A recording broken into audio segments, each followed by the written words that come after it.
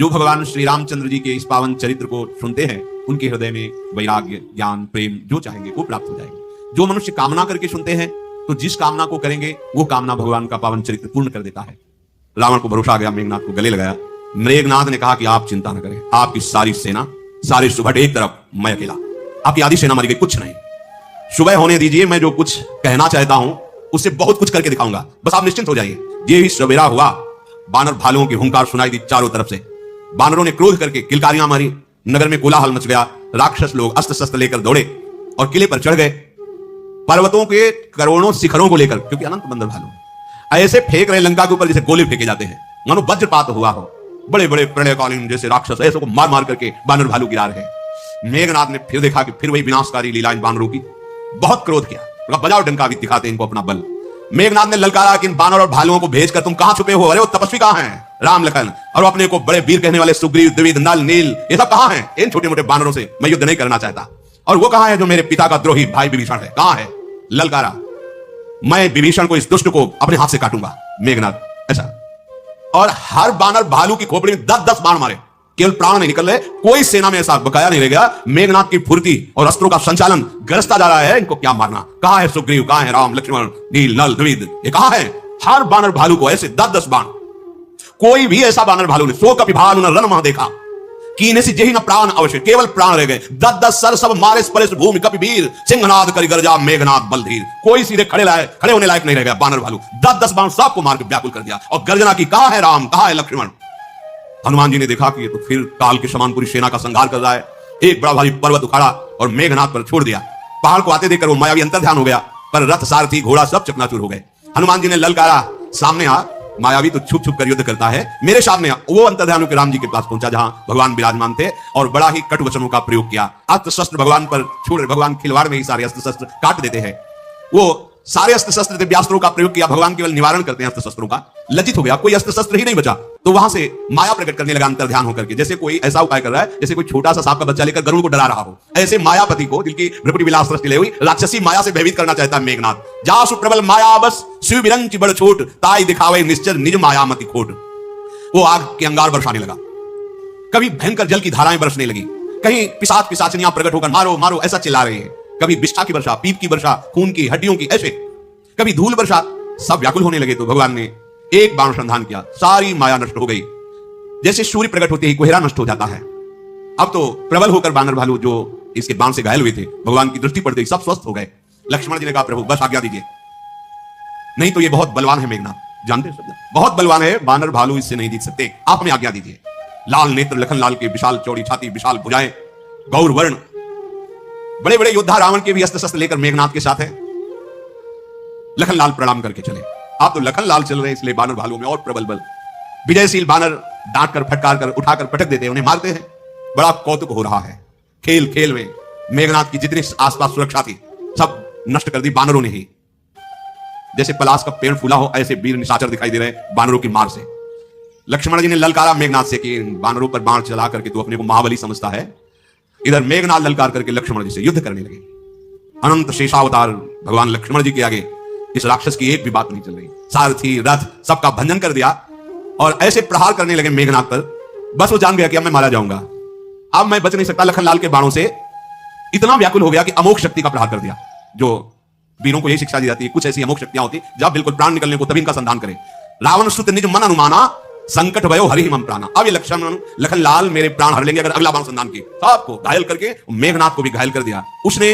अमोघ शक्ति, वीर घातिनी छाड़े सी सांगी, तेज पुंज लक्ष्मण उर लागी, मूर्छा भई शक्ति के लागे, तब चली गयो निकट भय त्यागे। मेघनाद समकोटि सत जोधा रहे उठाई, जगदाधार शेष किमी उठे चले खिसियाई।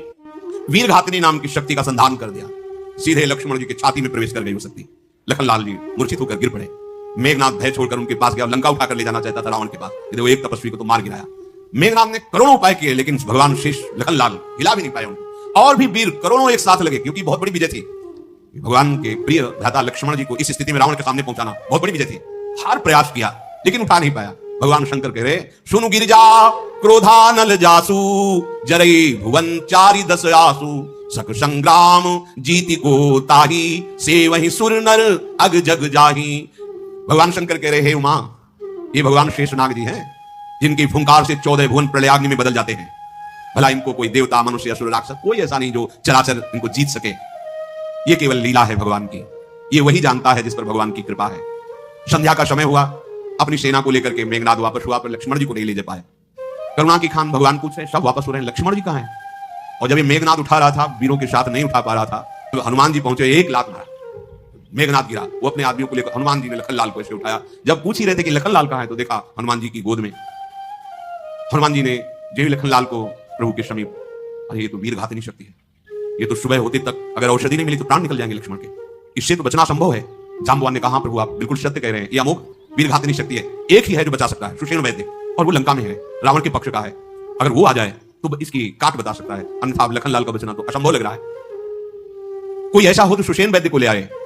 हनुमान जी ने कहा, तुम बताओ भर, आज्ञा भर करो, क्या करना है मुझे बताओ। तो उनका जैसे भी हो मना करके सुषेण वैद्य को ले आओ।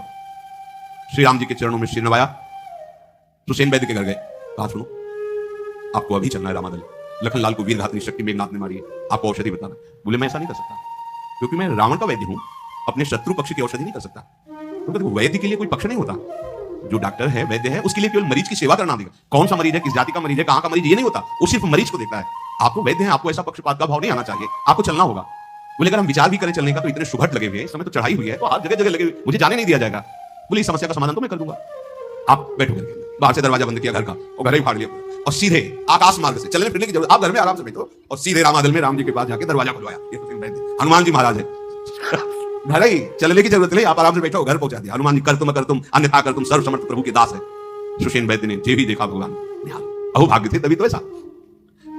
सुषेण वैद्य ने प्रभु से कहा कि प्रभु ये हमारे अहोभाग्य है कि आज मुझे आपके दर्शन हुए और सेवा करने का अवसर, पर औषधि यहां नहीं है, ना हमारे पास है और न आस पास है, द्रोणागिरी पर्वत पर है, संजीवनी जड़ी उसका नाम है, और सुबह होने के पहले वो आ जाए और मैं उसे पिलाऊं तो ये जीवित हो जाएंगे लखनलाल।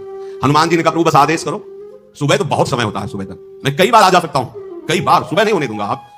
सूर्य भगवान भी थोड़ा हनुमान जी से परिचित हैं बाल्यावस्था में फल समझ के पाल के थे हनुमान जी ऐसे मुख में, तो इसीलिए करें कि सूर्य उदय होने के मतलब आप किसी तरह चिंता मत करो, सूर्य उदय ही नहीं होंगे जब तक हम औषधि लेके नहीं आएंगे। हनुमान जी महाराज भगवान श्री राम के चरणों का स्मरण करते हुए मैं अभी गया और अभी आया। गुप्तचर लगे हुए थे, पता चला कि सुसेन का घर गायब हो गया महाराज। रावण से बताया सुसेन वैद्य नहीं, घर ही नहीं मोहल्ले में। रावण बड़ा आश्चर्यचकित हुआ कि ऐसा, तो गुप्तचर ने बताया कि सुसेन वैद्य का घर गायब हो गया, मतलब सुसेन वैद्य वहीं और वो दवा बताएंगे, और ऐसा सुना है कि जो बानर पहले आया था हनुमान वो दवा लेने जा रहा है। रावण ने विचार किया कि ऐसा नहीं होना चाहिए, अगर औषधि मिल गई तो जीवित हो जाएगा, औषधि नहीं मिलेगी तो आधी तो हम जीत ही गए ना, एक भाई तो गया ना, अब दूसरा रह गया, हम देख लेंगे क्या किया जा सके। तो बड़ा मायावी था काल ने, उसके घर गया। रावण जीवी के तो आदर करेगा, प्रणाम किया, महाराज कैसे आगमन हुआ। उन्होंने कहा कि हनुमान जा रहे हैं द्रोणागिरी से संजीवनी बूटी लेने, तुम किसी तरह सुबह होते होते तक उनको रोक लो, माथे में याद रखा हम रोक लें। आप रोक पाए जब लंका जला रहा था, आप सोचो महाराज नाराज मत होना, आप हमसे कह रहे हो कि हनुमान को रोक लो, जब वो आपके सामने पूरी लंका को जला गया, अक्षय कुमार को मार दिया, और मुझसे कह रहे हो उसको अपनी माया के द्वारा रोक लेना। महाराज मेरी बात मानोगे? राम राम जब बैठ के जाके कह रहे भजी रघुपति करो हित आपना, जाओ वही तुम्हारा कल्याण करेंगे, हमारे पास हनुमान जी को रोक ले, हमारे पास मति गति नहीं। कितने सुंदर हैं राम जी, काली में कह रहा नीलकंठ तनु सुंदर श्यामा हृदय राख लोचन, उनका चिंतन करो, काहे को तलवार खींची का मोड़ मुझे उपदेश कर रहा है। अब तो समझ में आ गया, काली में मार डालेगा ये भी, इसके हाथ से क्यों मरूं, महाभागवत हनुमान जी के हाथ से मरूं। तो अब मैं वही उपाय करूंगा, क्योंकि तलवार निकल आएगा, अब मैं वही उपाय करूंगा जिससे हनुमान जी को बल बुद्धि माया के द्वारा मैं रोक पाऊं। रावण चला गया। अब मार्ग में जाकर के ऐसी व्यवस्था रची, बड़ा सुंदर सरोवर बगीचा, ऋषि की कुटी, बैठ करके ऋषि स्वरूप भगवान नाम कीर्तन करेगा। देखो हनुमान जी त्रिकालज्ञ हैं, लेकिन नाम उच्चारण कर रहा है, इसलिए उसके ऊपर से नहीं निकले, उतरे और उसे प्रणाम किया। जान रहे कि नाटक कर रहा है हनुमान जी, ज्ञानी नामक अग्रगण्यम, कोई इनके लिए ऐसा थोड़ी कि ज्ञानियों में शिरोमणि, पर राम राम बोल रहा है, इसलिए उतरे, प्रणाम किया। उसने कहा थोड़ा जल पीजिएगा, और सुनो अभी तुम्हें पूरा ज्ञान नहीं है, हो सकता है भक्त को ऐसा थोड़ी कभी अनुभव होता है कि मैं बहुत ज्ञानी हूं, मैं बहुत भजनानंद, सदैव अपूर्णता का अनुभव होता है, क्योंकि प्रभु अगाध हैं, अनंत हैं। ये सरोवर इसमें स्नान करके आओ, देखो एक मंत्र मैं तुम्हें दूंगा, तुम्हें परम ज्ञान हो जाएगा।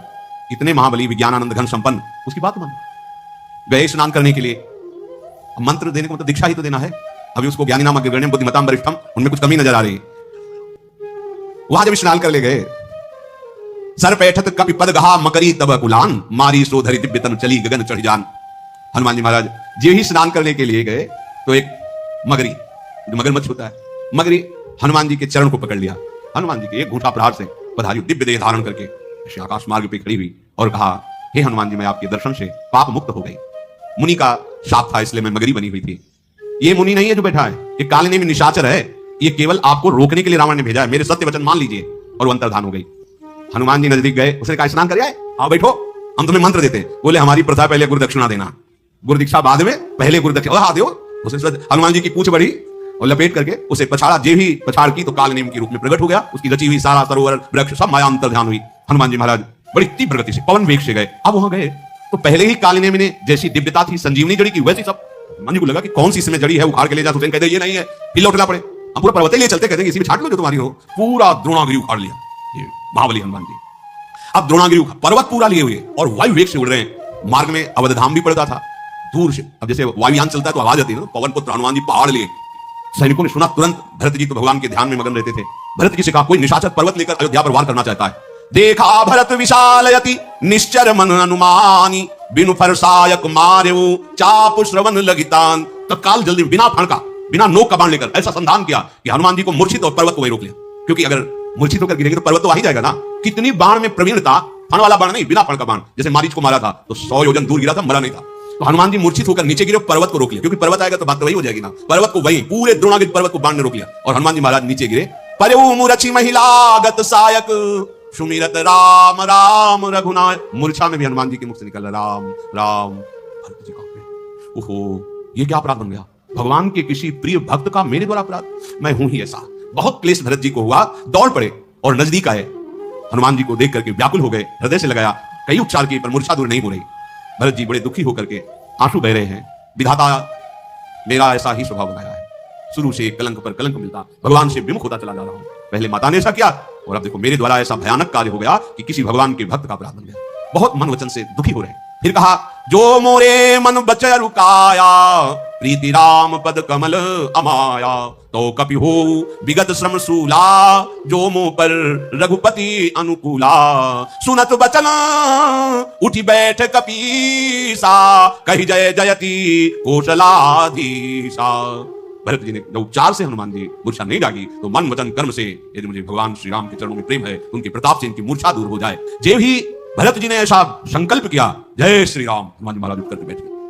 भरत जी ने हृदय से लगाया, बार बार दुलार कर रहे हनुमान जी का। कभी कभी भरत जी की चर्चा भगवान राम किया करते। आज भरनेत भरत जी को, भरत जी का स्पर्श प्राप्त करके मानो राम प्रेम समुद्र में अद्भुत ज्वार भाटा आ गया हो। हनुमान जी के हृदय में प्रीति समान नहीं रही, क्योंकि भरत जी का दर्शन, भरत जी का स्पर्श। भरत जी बोले, तात आप कैसे? तो उन्होंने पूरी कथा संक्षेप में सुनाई। हनुमान जी की ये बातें सुन भरत जी को बड़ा दुख हुआ कि अरे, जहां मुझे सहयोग करना चाहिए वहां मैं विलंब करवा दिया, मैं प्रभु के एक भी काम नहीं आया। अच्छा हनुमान जी चिंता मत करो, मेरे बाण पे बैठो, मैं अभी एक पलक झपकते झपकते मैं पर्वत के आपको रामादल पहुंचा देता हूं।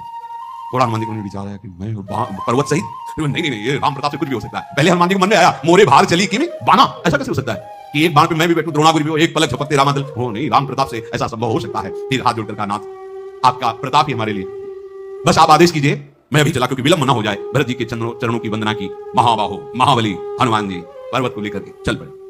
भगवान वहां विलाप कर रहे हैं, लक्ष्मण जी को हृदय से लगा करके कि भाई तुम कभी मुझे दुखी नहीं देख सकते थे, दुख की संभावना में तुम क्रोधित हो जाते थे, मेरे दुख की संभावना में भी।